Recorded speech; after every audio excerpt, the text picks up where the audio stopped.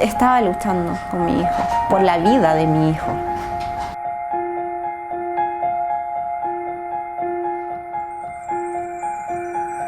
Aunque no quieras, tienes que recurrir a una licencia médica.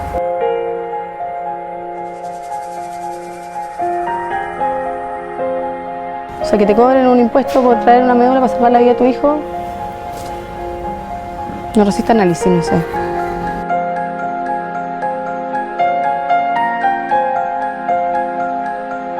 El que no tiene los medios no se va a trasplantar, y si no lo puede hacer se va a morir de su enfermedad.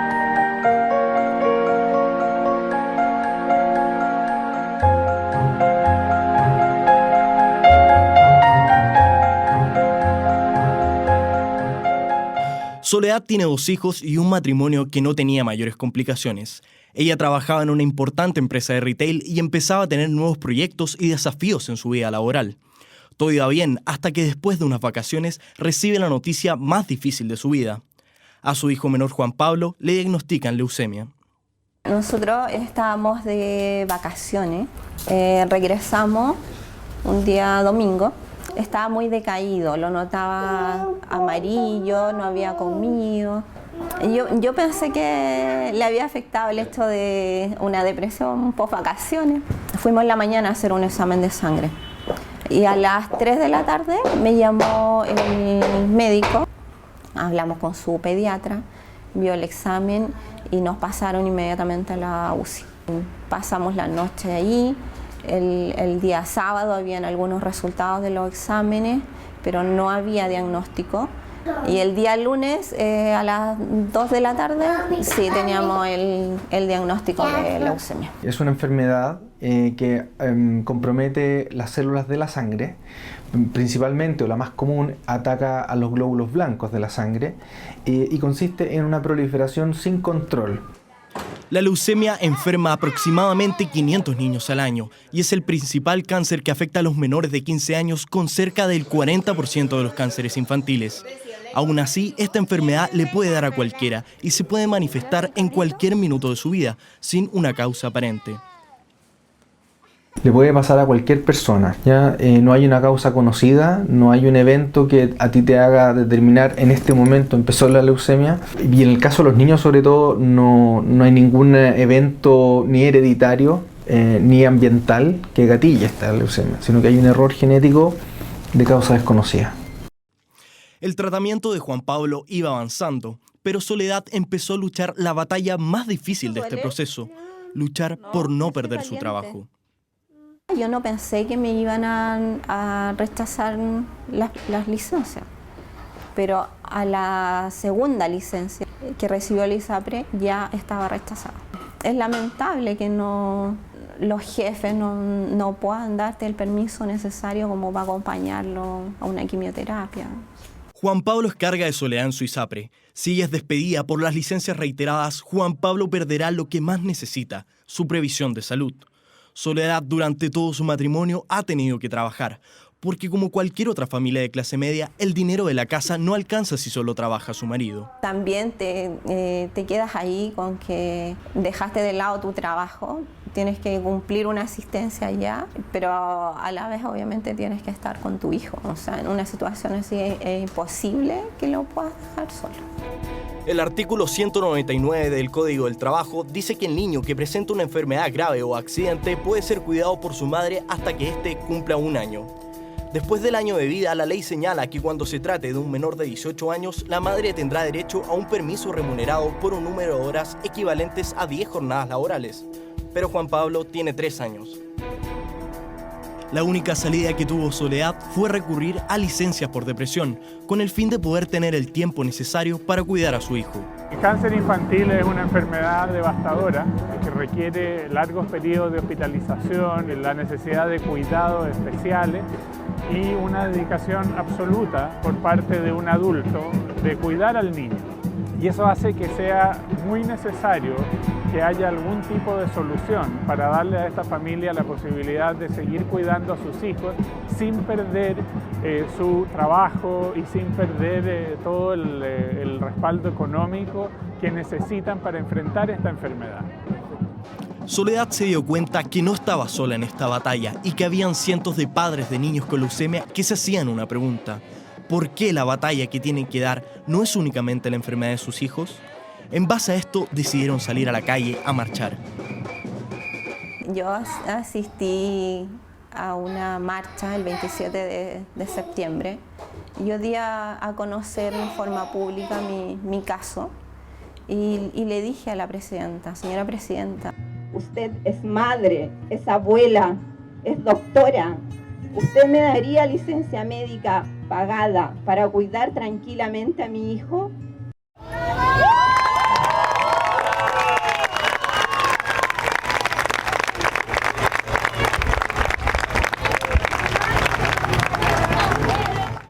Por nuestros niños y niñas. La mejor forma de poder darnos cuenta de lo necesario que son los cuidados de las madres en los tratamientos de leucemia es asistir a uno. Y Soledad nos invitó autorizándonos a mostrar un día normal de Juan Pablo en el Centro del Cáncer. Son las 8:30 de la mañana y llegamos al Centro del Cáncer. Soledad y Juan Pablo se están preparando desde ayer con cremas y analgésicos que ayudarán a soportar mejor los pinchazos de la quimioterapia. La primera parte consiste en la postura de un catéter, destinado para que el equipo médico suministre las drogas necesarias para combatir la leucemia de Juan Pablo.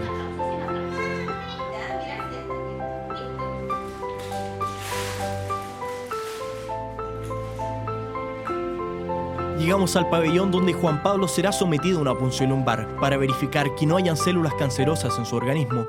Él está completamente sedado.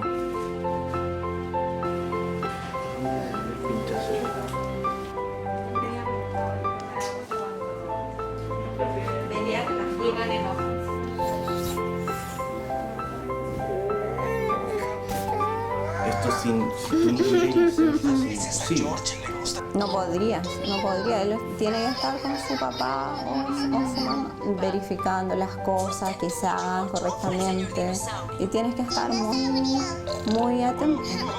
Aparte de la contención emocional que hay que entregarle, no se sabe qué va a pasar mañana. Yo no sé si él puede tener una recaída, pero con esto no se sabe. Por esto, en todos los centros hospitalarios, el protocolo de atención de la leucemia en niños indica que es de carácter obligatorio que los padres estén presentes en todo tipo de procedimientos médicos en los que se vean involucrados sus hijos. Pero ¿cómo pueden hacer esto si no tienen licencias para cuidarlos?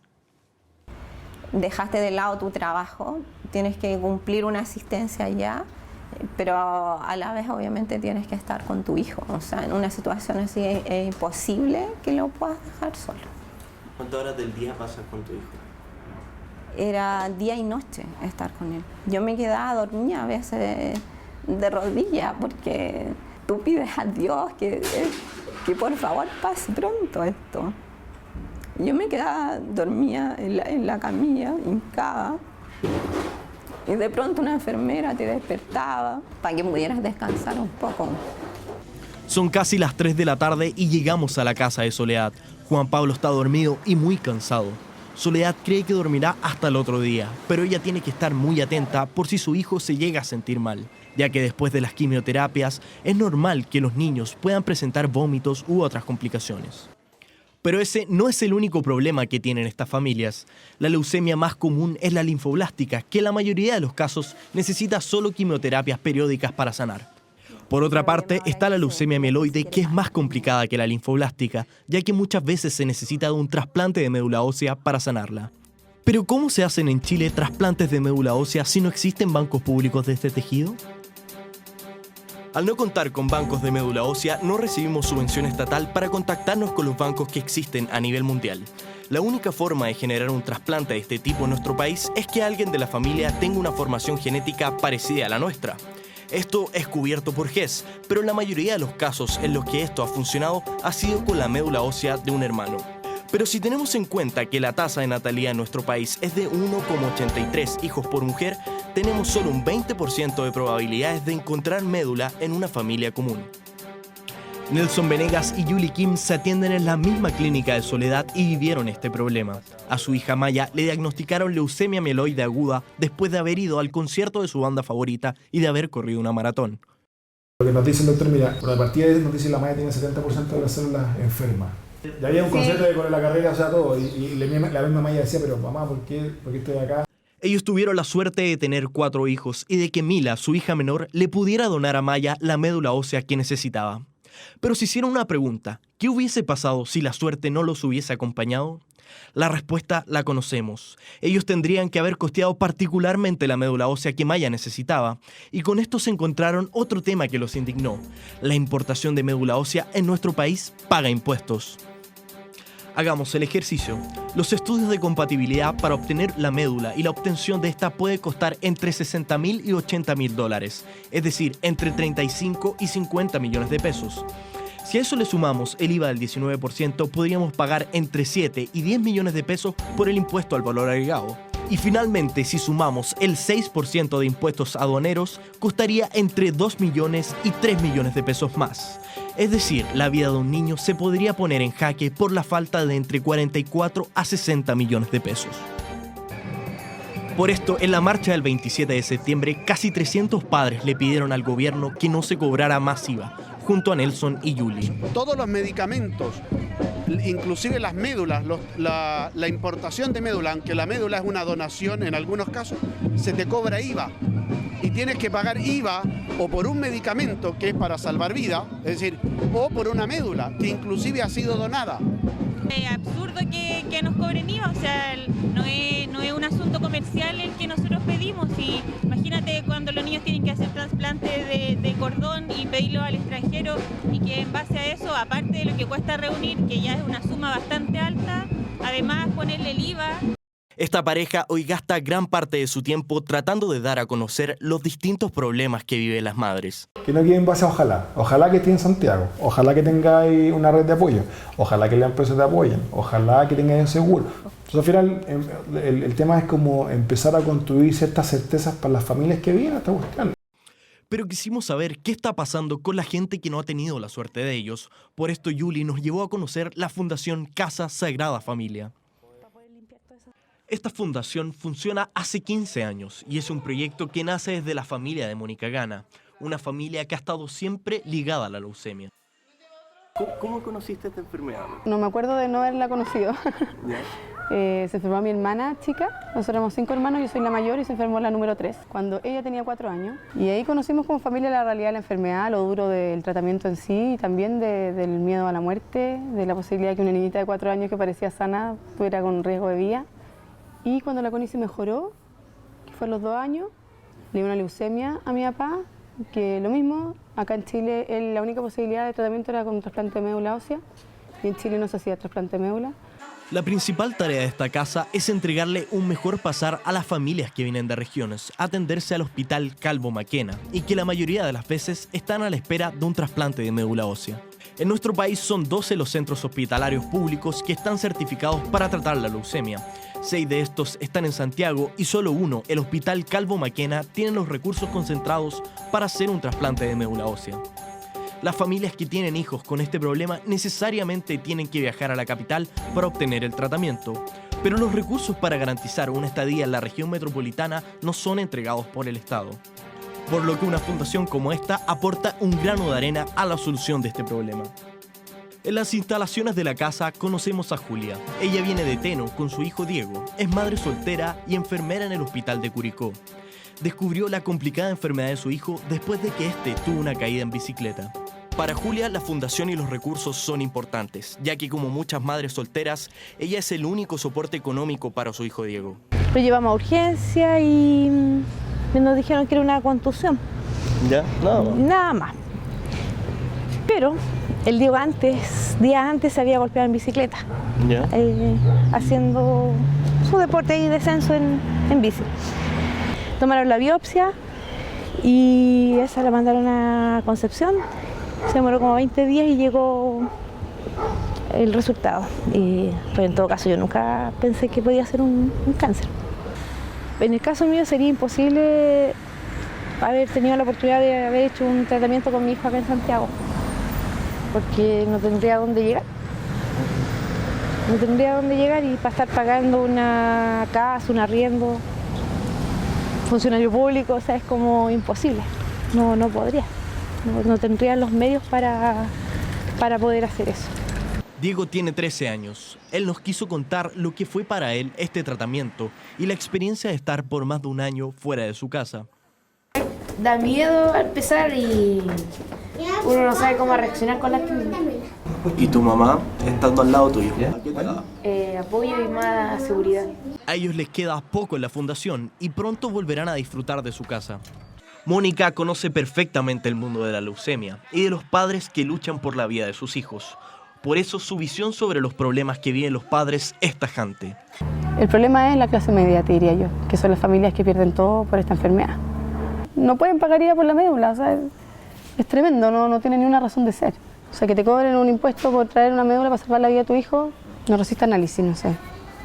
Todas estas historias plantean muchas interrogantes, por eso quisimos ver qué nos dicen los expertos. El doctor Juan Antonio Quintana es el presidente de la Sociedad Oncológica Pediátrica para Latinoamérica. Él es el autor del Protocolo PINDA, el único texto de cáncer infantil con el que cuenta el Ministerio de Salud. No, el sistema público es tremendamente bueno. Yo creo que uno de los mejores planes nacionales de tratamiento de la leucemia de Latinoamérica y muy similar a Europa y Estados Unidos. La clase media es siempre la que anda perdiendo, pero ahora no es tan malo. En cáncer es la única cuestión que yo creo que no es tan malo. Él defiende que el sistema de cobertura GES es el mejor de Latinoamérica, pero aún así, países que se supone que tienen peores planificaciones contra la leucemia, como Brasil, Argentina e incluso Uruguay, tienen bancos públicos de médula ósea. No, yo creo que en Chile se hace una cantidad adecuada de trasplantes. Proporcionalmente con todos los países latinoamericanos la indicación yo creo que anda más o menos igual. Probablemente en algunos países europeos, Estados Unidos, puede que haya un poco más de trasplantes. Pero otros especialistas discrepan con el doctor Quintana, como los doctores Nicolás Rojas y Francisco Barriga. En Chile se hacen pocos trasplantes, debiendo hacerse muchos más. Si tú extrapolas la actividad de trasplante de los países que lideran la actividad, como Alemania, como Estados Unidos, estamos absolutamente bajos nosotros. Y eso no es porque en Chile haya menos cáncer o nos vaya mejor con las quimioterapias, sino que pasa es que estamos haciendo menos trasplantes, habiendo las mismas indicaciones. Los medios son fundamentales, o sea, dentro de los pacientes que nosotros recibimos, el que no tiene los medios no se va a trasplantar. Pero después hay un montón de niños que ya ni siquiera se les puede plantear esto, porque no tienen acceso a esta medicina de alta tecnología. El doctor Francisco Barriga cuenta que sin recursos recuperarse de esta enfermedad es imposible. Tal cual. Exactamente. Y si no lo puede hacer, se va a morir de su enfermedad. Y eso pasa todos los días. Por eso decidimos hablar con la autoridad para saber qué está pasando. Y nos juntamos con el doctor José Luis Rojas, coordinador nacional de trasplantes del Ministerio de Salud. A mí no se me ha planteado, bajo ninguna premisa, plantear incluir médula ósea dentro de la Coordinación Nacional de Trasplante. Aunque el trasplante de médula ósea es reconocido por todos los doctores como tal, en la Coordinación Nacional de Trasplantes esta intervención no está considerada. Obviamente, uno pensaría que la mirada debiera ser tratar de juntar el trasplante de médula ósea con el resto de los trasplantes, independiente que, como bien dices tú, estos vienen de donantes fallecidos, la médula ósea no necesariamente, entonces, bueno, pero objetivamente tiene una lógica mucho más de país desarrollado juntar todos los trasplantes en una sola institucionalidad.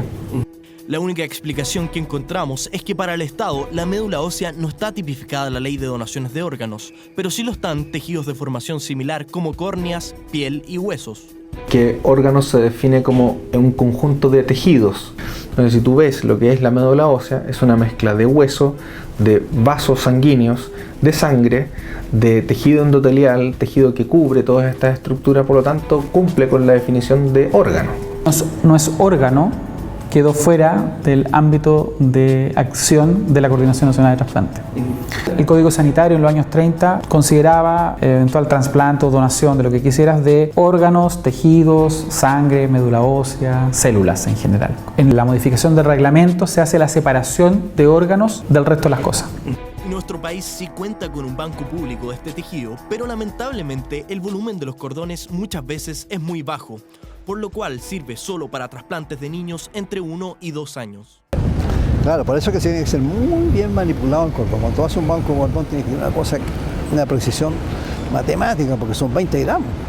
O sea, perdiste 5 gramos y el cordón no sirvió. Ahora, entonces eso sirve para niños de pequeño tamaño, pero se han usado ya 2 cordones. Y los adultos, por ejemplo, están usando trasplante con 2 cordones. Pero realmente, ¿cuál es la causa de que no contemos con un banco de médula ósea? Estuvimos investigando y los costos serían algo elevados, pero también la burocracia que tiene el sistema sería un punto de tope. Es mucha plata, es altísimo, porque además tú tendrías que tener, para que sirva para algo, tienes que tener, no sé, unos 200.000, 300.000 donantes. Tú tienes que costear todos los estudios de compatibilidad de 200.000 personas. Cuando tú tienes recursos limitados para establecer sistemas de salud, tienes que priorizar. En el año 2013, la diputada Andrea Molina, junto a varios doctores, vieron la posibilidad de instaurar un banco público de médula ósea. Ella se encontraba muy conmovida por el caso de una amiga que tuvo que dejar Chile para ir a tratar la leucemia de su hijo a España. La generación de un banco de médula a partir del Ministerio de Salud, que pudiera tener a lo mejor una sinergia entre lo público y lo privado, ¿por qué no? Si eso resulta positivo y el Estado no tiene los recursos a lo mejor para poder hacerlo, ¿por qué no plantearlo de esa manera? Y que nos conectemos a las redes mundiales donde podamos nosotros recibir ayuda desde afuera y nosotros ayudar desde aquí a otros. Estas respuestas nos podrían haber dejado satisfechos, pero el doctor José Luis Rojas no cree que el impedimento sea monetario. No tenemos ninguna limitación económica hoy día para hacer un trasplante. De partida hemos puesto corazones artificiales, ustedes han puesto las noticias, hemos puesto corazones artificiales a costo del Estado, No tenemos ninguna limitación económica para el tema de los trasplantes órganos. Te puedo decir que en corazón hacemos 20 trasplantes al año y también puedo decir que son pocos trasplantes. Okay. Si el fondo del número no tiene nada que ver con tener una política de trasplante. El trasplante tú la haces considerando no el número absoluto, sino que es lo que significa contar con un modelo que te dé cuenta de que el día de mañana cualquier paciente que llegue pueda trasplantarse. Al parecer, para el Estado, los problemas que viven las distintas familias con niños enfermos de leucemia son invisibles. Estamos una vez más en el Ministerio del Trabajo y Previsión Social. Después de múltiples solicitudes no nos han querido atender, pero nos respondieron que la ministra Jimena Rincón ya se pronunció ante el tema de las licencias en un reportaje hecho por Mega. Por otra parte, desde aduanas no quisieron referirse en cámara al tema de los impuestos, pero nos dijeron que ya hay un equipo de expertos evaluando la posibilidad de eliminar los impuestos a la médula. La única solución que se está manejando hasta el minuto emana desde la familia de Nelson y Julie, que junto al doctor Francisco Barriga están tratando de implementar un banco de registro, una solución que podría paliar de manera definitiva este problema. Volvemos a la Fundación Casa Sagrada Familia. Hoy Julia y Diego se irán después de un año a su hogar. Ellos están emocionados y contentos porque el tratamiento está dando resultados.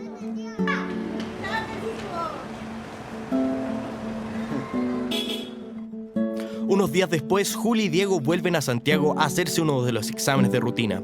La bicicleta fue el objeto escogido por el destino para que Diego se diese cuenta de la enfermedad que sufría y también para que Julia comenzara con su gran lucha. Sin embargo, hoy ella ve que su lucha no fue en vano, ya que Diego comienza a cerrar su historia de la misma manera en la que empezó, andando en bicicleta.